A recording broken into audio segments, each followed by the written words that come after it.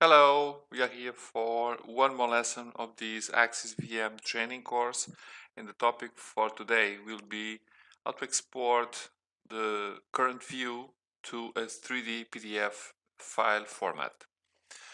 This is a simple command because it's a function, but it is important enough so that we can make one lesson specifically for this topic. Currently, the PDF, and in this particular case, the PDF 3D format, is getting more and more uses and users, so it is important to have this compatibility.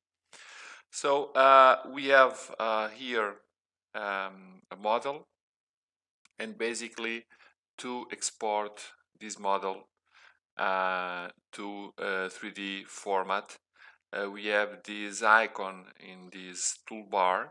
So simply go, say or mention where to export this format, give it a name. We have these functions here to keep this U3D file and to export edges. So it's not particularly important for the success of the operation.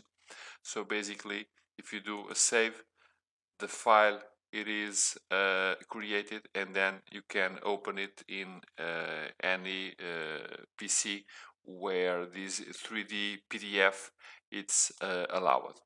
Any questions or any help about this topic? So let us know, and we will give you all the necessary support.